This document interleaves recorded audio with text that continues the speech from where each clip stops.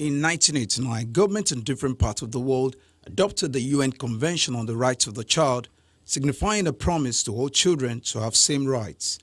30 years after, in commemoration of the historic event, UNICEF and its partners are providing the platform for these young Nigerians to speak up and also express the need to have their rights protected using their creative work.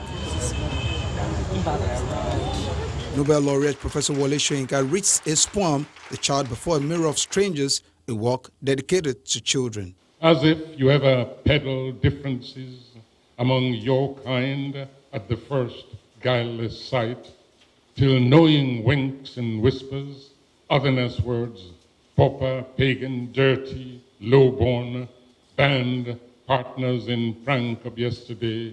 And afterwards, different interpretations of that work were also recited. Day by day, you say that a person is being killed, found dead, abducted, butchered, or something just goes wrong somewhere. Then everyone has the version of their own story to tell. But what changes is that the deed has been done for crying out loud. My honor I deserve. In me lies the voice for year after, the hope for years to come, indispensable to deliver the future craved for. Listen to me even if I need to be enlightened. Shun me, and I might never speak up. UNICEF's country representative in Nigeria says there must be more determination to improve the rights of children. We are here this evening to not only celebrate children's rights, but to discuss how all of us, in our different roles as private sector leaders and entertainment figures, can contribute to the realization of children's rights and the sustainable development goals that will take us forward to 2030. We have a long way to go to achieve the SDGs by 2030. Let's be clear about that. And that's not just in Nigeria, that's across the world. They're global goals and the world has a lot left to do. The children, I think, will hold us accountable. And we saw that in the UN in September. We are the grown-ups, we are the people who have the power right now, but it's the children who will inherit this world from us.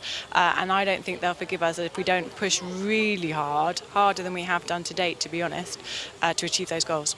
Professor Wole Soyinka believes Nigeria is scoring low on the convention's set minimum standard for protecting the rights of children. You're talking about a country where underage marriage is still not only practiced in vast areas, but you actually have those who are guilty of what I call pedophilia, which is population with underage children who are not biologically ready for this kind of experience, this kind of intimate, invasive experience, and yet they try to justify it one way or the other. They say it's our culture. They say it's our religion. You don't have a right to talk about it. As long as that kind of mentality remains within a country, then that is very retrograde. It's been an engaging evening and conversations about how the creative youth community can be part of the solutions to the pressing problems facing children and how Nigeria can achieve the Sustainable Development Goal in the coming years. Daredu, Channels Television News.